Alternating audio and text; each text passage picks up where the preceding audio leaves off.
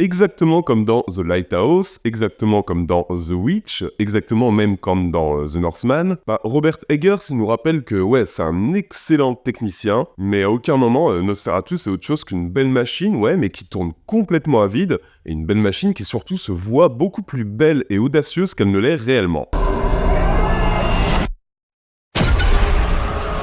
Bonjour tout le monde, alors moi j'aime le cinéma d'horreur old school, j'aime Lovecraft, j'aime le cinéma radical qui va jusqu'au bout de ses idées. Bon, sur le papier, je devrais quand même adorer Robert Eggers. Et le problème c'est que... pas vraiment. Parce que ouais, je trouve certaines séquences de ces films parfois vraiment ahurissantes, et ahurissantes d'intelligence, de beauté et de simplicité. Dans The Lighthouse et dans The Witch, il y a quelques scènes que je trouve très très fortes de force évocatrice. Je pense à la fin de The Witch, je pense à certaines séquences de The Lighthouse qui n'en font pas des caisses, et c'est ce qui les rend si percutante, mais le problème c'est que je trouve qu'au milieu de ça, il y a quand même un cinéaste qui est très très souvent prisonnier de ses propres partis pris, et surtout qui va quand même céder très très vite à l'artificiel, parce que son côté extrême et arty entre guillemets est tellement surligné et tellement grossier qu'il en vient à gâcher les bonnes idées qu'il a quand même souvent dans ses films, parce que tout est tellement too much et surligné que ouais, ça en devient presque lassant, voire...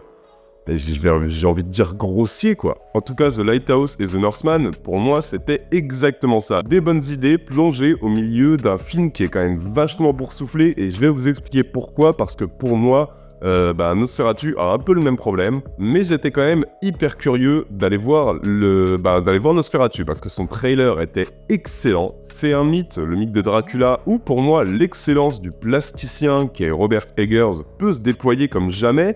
Et du coup voilà, j'y allais sans trop savoir vers quoi il allait m'amener cette fois. Est-ce que ça allait être un film excessif et gothique, un petit peu à la Universal Monsters, auquel cas j'adore? Est-ce que ça va être un grand récit sensuel, un peu à la Coppola? Ou est-ce que ça va carrément être une toute nouvelle vision? Est-ce qu'on va reprendre le film de Murnau plan par plan? Enfin vraiment, je savais pas du tout à quoi m'attendre. On va se pencher là-dessus. Aucun spoilers, les amis, hein, évidemment, je me cantonne comme d'habitude juste au synopsis qui a été dévoilé et aux images des bandes annonces. Donc, Nosferatu, qu'est-ce que ça vaut? Creature is a force more powerful than evil. Alors c'est assez ambigu pour moi, parce que comme je l'ai dit, beaucoup de points forts, et une impression finale qui reste quand même assez déconcertante, et pas dans le sens positif du terme. Je vais m'expliquer. On est au 19e siècle, et le jeune Thomas, qui est interprété par Nicholas Hoult, qui est envoyé en Transylvanie, doit faire affaire avec le comte Orlok, et il doit donc laisser derrière lui Hélène, donc Lily Rose Depp, et ses deux filles. Et Thomas rencontre le comte Orlok qui, évidemment, va finir par le séquestrer dans son manoir funeste, pendant que le comte, lui, va se rendre en Allemagne et menacer directement la jeune Hélène, en qui il retrouve une espèce de sexualité naissante dont il se sert pour ses sombres desseins. Bon, alors c'est complètement l'histoire du comte Dracula, et l'histoire qui est reprise par Murnau, par Herzog, par Coppola. Enfin voilà, l'histoire elle est quand même assez connue. Et justement, c'est pas mal ça. Ça peut être l'occasion pour un cinéaste de raconter une histoire déjà connue comme ça, de faire simple, de faire direct, de gagner en lisibilité narrativement et de pas s'éparpiller. Le problème les gars, c'est qu'on parle de Robert Eggers qui a un ego gros comme ça. Nosferatu est inutilement hyper long, il va prendre 1000 détours, avec plein de personnages inutiles et de sous-intrigues dont on se passerait bien, et le tout finit par être un espèce de gros foutoir, et surtout, un gros foutoir hyper prévisible, parce que d'autres cinéastes ont déjà raconté cette histoire de manière 1000 fois plus lisible et 1000 fois plus simple, donc on sait où elle va, et c'est un petit problème, parce qu'en vrai, Nosferatu, le film en l'état, le film de 2024, coche toutes les cases de ce qu'on attend d'un artiste, cinéaste, hyper arty, un peu style plasticien ultra contemporain. En fait, ça coche toutes les cases de ce qu'on sait qu'un artiste de ce genre va faire du mythe de Dracula. En fait, ça coche, ouais, toutes les cases ultra clichés de ce qu'un artiste arty ferait du mythe. À partir de là, difficile d'être surpris à un seul moment. Standing before me was death.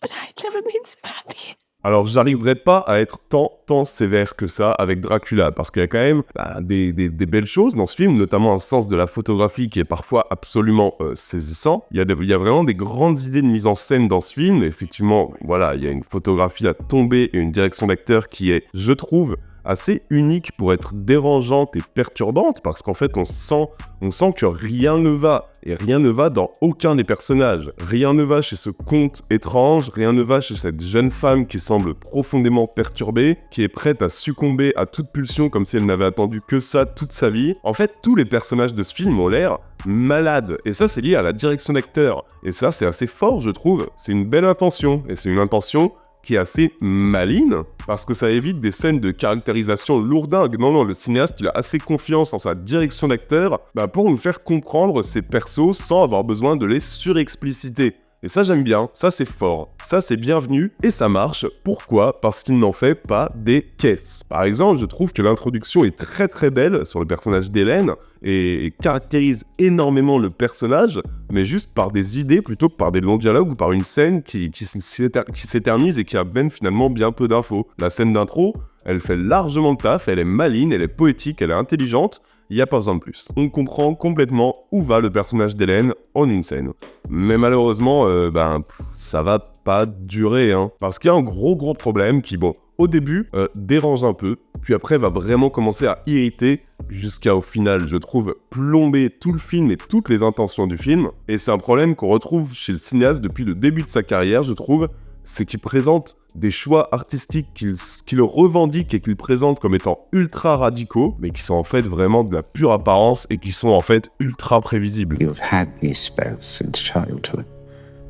Tell me what you can from the beginning. Sans qu'il ait un vrai discours sur cette espèce de sexualité répressive qui contraint Lily Rose Depp depuis des années. Et ça, il y avait un petit peu de ça chez Herzog aussi, on va y revenir, mais le truc c'est que chez Herzog, il y avait cette espèce de capacité à faire naître une maladie fiévreuse, à filmer les corps et à filmer les désirs, qu'ici on ne retrouve jamais. Pourquoi ? Parce qu'en fait, pour faire sentir cette espèce de maladie, le cinéaste va se plonger ici, derrière, vraiment une succession d'artifices, quoi. Et pourquoi pas, on voit qu'il veut donner à son récit un côté cauchemar fiévreux, et attention, ça marchait bien chez Coppola, et pourtant des artifices chez Coppola, t'avais que ça, Mais Coppola, quand il fallait aller simple et aller à l'essentiel et simplifier entre guillemets son dispositif pour que certaines scènes gagnent en impact, il y arrivait. Ici, chez Robert Eggers, l'ego du gars, brûle tout en fait. Tout ce qui aurait gagné à être plus simple, direct, brutal, contemplatif ou immédiat,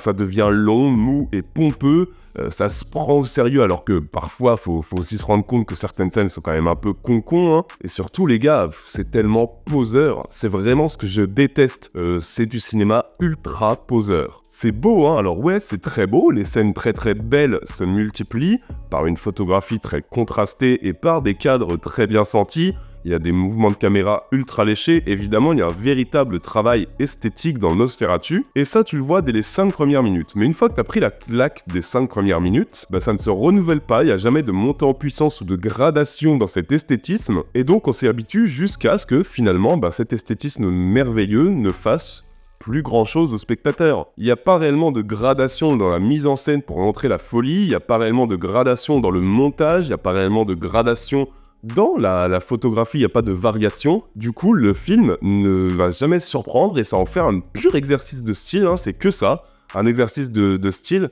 qui tourne quand même bien vide, Et un exercice de style qui se révèle être inutilement long, parce que voilà, comme je l'ai dit, ça prend 1000 détours, et ça dessert complètement l'efficacité de la mise en scène de Robert Eggers, parce que tout ce qu'il va penser être halluciné / mystérieux, ça apparaît finalement comme étant un passage obligé sans âme, et bien vite, si on enlève la mise en scène, et vu qu'on l'enlève parce qu'on s'est habitué et qu'en fait notre regard n'est plus jamais surpris par la virtuosité de la mise en scène de Eggers, parce que c'est la même tout le long du film, le film a plus grand chose d'autre à proposer, quoi. Surtout que dans le déroulé, il s'avère être de plus en plus fidèle au film original qu'on connaît par cœur, et les meilleures idées, peu à peu, proviennent non plus de Eggers, mais de Herzog, de Coppola ou de Murnau. Et vous savez surtout, cette espèce de traitement de la mise en scène qui iconise tout en permanence, les gars, je vais vous dire, ça nuit excessivement au traitement du monstre, au traitement du vampire, au traitement de Dracula. Parce que le pauvre Bill Skarsgård fait de son mieux, mais en fait, vu qu'il est jamais aidé par une mise en scène qui l'iconise en permanence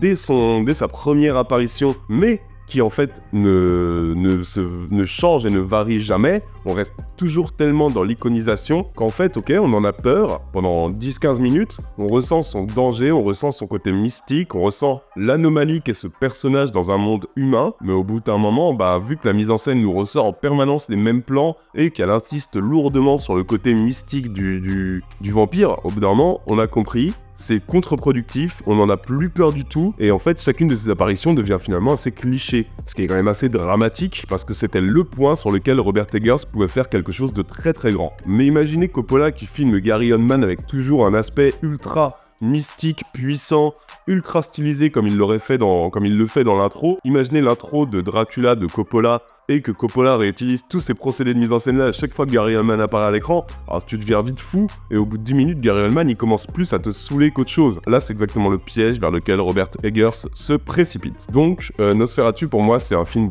qui va manquer beaucoup d'âme, qui va manquer beaucoup de mystère parce qu'il va jouer toutes ses cartes d'entrée d'emblée, et après on se rend juste compte qu'il n'y a plus grand chose à proposer quoi. Et pourtant j'aurais adoré Nosferatu, comme j'aurais adoré aimer The Lighthouse qui avait tout sur le papier pour me plaire. Je comprends pas qu'on puisse rater à ce point l'inratable parce que les intentions de Eggers sont toujours sur le papier assez dingo. Mais c'est tellement à la facilité dans ce côté faussement subversif qui finit juste par devenir assez vite inoffensif en fait. C'est un beau plasticien, c'est un bel esthète, mais il atteint finalement jamais la force évocatrice de ses aînés qui en font beaucoup moins que lui, et il atteint même jamais la force évocatrice d'un bon film de Universal Monsters par exemple, je pense au Dracula de Todd Browning. En fait, c'est ça qui me rend fou, c'est que tout est réuni pour avoir un vrai grand film chaotique, malade, un film hyper étrange, mais en fait pour ça il fallait avoir un artiste qui a décidé de mettre son indéniable talent de créateur d'images au service d'une idée et d'une atmosphère et d'une énergie plutôt que d'une pure succession de beaux cadres qui te balancent tout ce qu'il a dès les 5 premières minutes et ne varie jamais. Et vous savez quoi ? Heureusement, sur le mythe de Dracula, y a un film qui a l'intelligence de ne pas faire ce que fait Robert Eggers et qui permet de nous retrouver ce grand monument du film d'horreur gothique et chaotique et complètement fiévreux. Et ça, les amis, c'est le Nosferatu de Werner Herzog. Et du coup, je voulais m'attarder juste 2 minutes sur le Nosferatu de Werner Herzog qui réussit à peu près, je trouve, tout ce que Robert Eggers entreprend, notamment au niveau de l'esthétique, parce que l'esthétique de Herzog est certes moins stylisée et moins contrastée et juste moins wallpaper friendly que Robert Eggers, mais je veux dire cette esthétique elle est ultra vaporeuse, elle a une espèce de grain permanent qui la magnifie complètement, et là on a l'impression en permanence de pénétrer dans un rêve, mais vraiment un rêve du début à la fin. C'est un film extrêmement sensoriel, le Nosferatu de Werner Herzog. C'est peut-être l'un de ses films les plus sensoriels, et c'est pas peu dire quand on connaît la filmo du bonhomme, et distille une vraie ambiance qui, là, va avoir une grande gradation, parce que cette ambiance complètement fantastique, dangereuse et chaotique qui nous est dévoilée dans la première partie, va peu à peu contaminer le monde réel, et va peu à peu contaminer le monde de notre héros et de notre héroïne. Et on a d'ailleurs une Isabelle Adjani mais qui s'en donne à cœur joie. Mais vraiment, cette espèce de peste qui envahit la ville se manifeste de manière beaucoup moins stylisée que chez Eggers, évidemment. Mais du coup, on a vraiment une folie qui gagne peu à peu la narration, qui gagne peu à peu le cadre, qui gagne peu à peu la ville et les personnages et leur manière de jouer. Et ça, mais c'est génial. Et là, je ressens un vrai danger, là, je ressens un vrai mystère, là, il y a quelque chose qui m'échappe.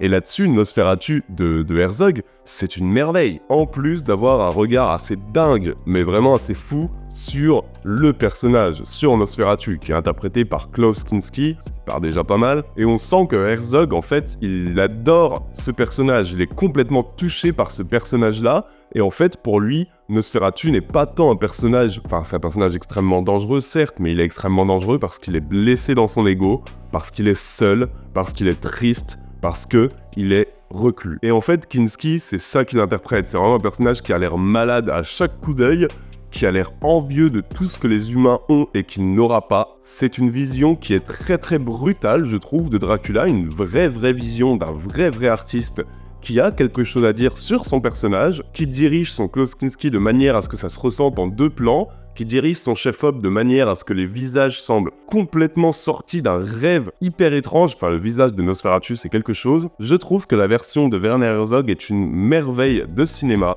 dont Eggers reprend beaucoup de partis pris mais sans aller jusqu'au bout ou sans trop les comprendre, parce que là avec Herzog on a vraiment un film étrange mais vraiment hyper bizarre, où pas grand chose n'a de sens, et c'est, je pense, ce qu'il fallait faire pour filmer ce mythe. Donc voilà, je voulais vous conseiller aussi ce film-là, qui reprendra complètement ce que vous avez pu aimer dans le Nosferatu de Eggers, qui est parfait pour prolonger l'expérience.